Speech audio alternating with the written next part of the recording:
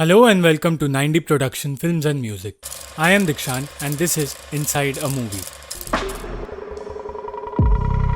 The Haunting of Hill House के success के बाद और क्रिटिक्स और व्यूअर्स से बहुत ही पॉजिटिव रिव्यूज मिलने के बाद इस शो के क्रिएटर माइक फ्लैनेगन फिर से लेकर आए हैं एक हॉरर सीरीज जिसका नाम है द हॉन्टिंग ऑफ ब्लाई मैनर। इस सीरीज की खासियत ये है कि इसमें रेगुलर हॉरर ट्रिक्स नहीं यूज किए गए हैं। इसमें बहुत ही कम जंप स्केयर्स हैं और इसमें एटमॉस्फेरिक हॉरर क्रिएट किया गया है, बिल्कुल the haunting of hill house की तरह। पर इन दोनों ही सीरीज की सबसे खास बात यह है कि हर एपिसोड में बहुत सारी जगह हिडन गोस्ट्स है जिन्हें देखने के लिए आपको हर एपिसोड बहुत ध्यान से देखना होगा। इस हॉरर टेक्निक से काफ़ी क्रिएटर्स इंस्पायर हुए हैं और हमारी शॉर्ट फिल्म प्रेम सिंह एक रूह में भी इस टेक्निक को यूज़ किया गया है। उस फ्लैट में एक आदमी रहने आया था, कुछ 30-35 साल की उम्र होगी उसकी।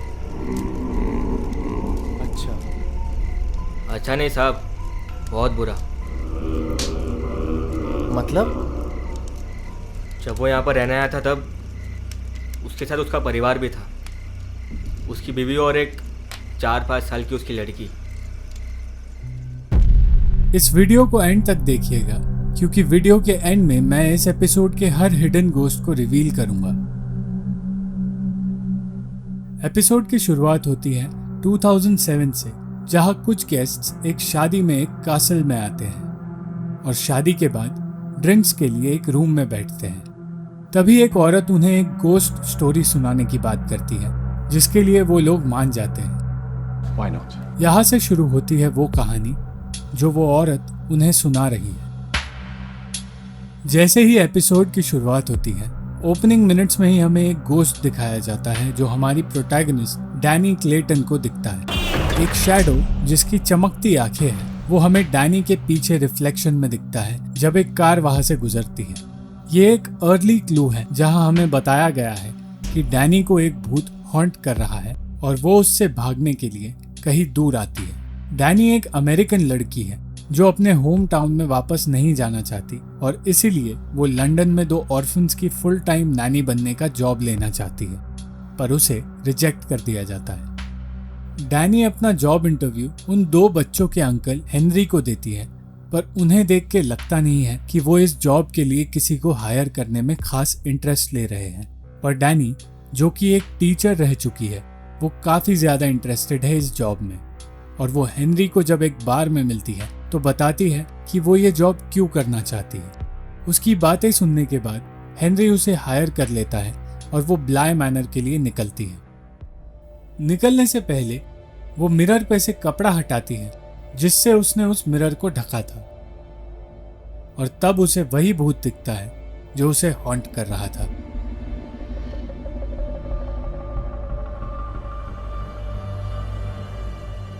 ब्लाई मैनर पहुंचकर डैनी बाकी के स्टाफ से मिलती है। ओवन जो वहां का कुक और ड्राइवर है, मिसेस हैना ग्रोस वहां की हाउसकीपर जो एक कुएं के अंदर कुछ देखकर इतनी खो गई कि उसे पता भी नहीं चला कि डैनी वहां आई है, और जेमी वहां की ग्राउंड्स कीपर। पर इस एपिसोड का मेन फोकस है वो 2 बच्चे, माइल्स और फ्लोरा।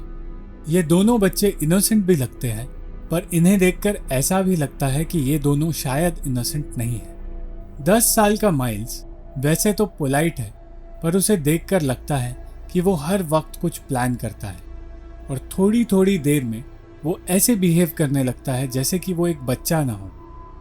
वो डैनी को एक बटरफ्लाई पिन भी देता है, पर वो उसे स्पाइडर से डराने की कोशिश भी करता है। और उसकी छोटी बहन फ्लोरा वैसे तो काफ़ी चंचल और प्यारी है, पर उसकी भी उसके भाई की तरह कुछ अजीब आदतें हैं, जैसे कि बात करते करते कहीं और हवा में देखकर घूरना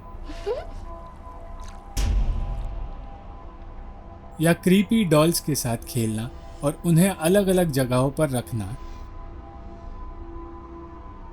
Put her back. She stays there. या अपनी इमेजिनरी फ्रेंड मिस जेसल से बात करना। एपिसोड के अंत में मिसेस ग्रोस डैनी को मिस जेसल के बारे में बताती है, जो कि उससे पहले यहाँ की नैनी थी और एक आदमी के प्यार में फंस गई थी। उस घर के पास के तालाब में डूबकर उसने अपनी जान ले ली थी। हैना ग्रोस को उसकी बॉडी मिली थी और वो एक्सपीरियंस आज तक उसे परेशान करता है। डैनी को भी एक अनजान आदमी दिखता है जो ब्लाय मैनर के उस हिस्से से उसे देख रहा होता है जो हिस्सा बंद कर रखा है। और तब से डैनी को एहसास होता है कि इस घर में कुछ तो अजीब है। फ्लोरा भी डैनी को कहती है कि रात को वो अपने रूम से ना निकले, जो डैनी को थोड़ा अजीब लगता है।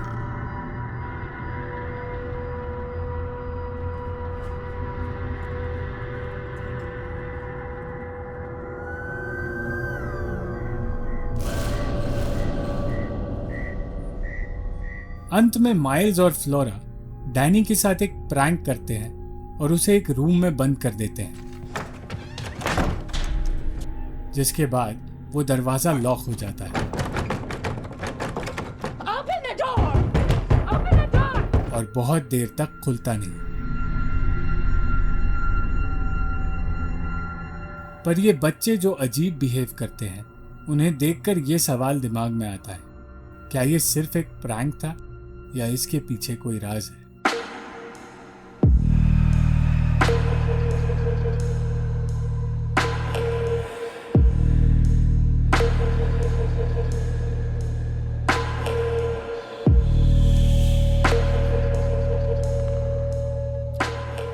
यहाँ पर यह एपिसोड खत्म होता है और इसके बाद के एपिसोड्स हम आने वाले वीडियोस में डिस्कस करेंगे। इस एपिसोड में कई सारे फ्रेम्स ऐसे थे जहाँ हिडन गोस्ट थे जो शायद आपने मिस कर दिए होंगे।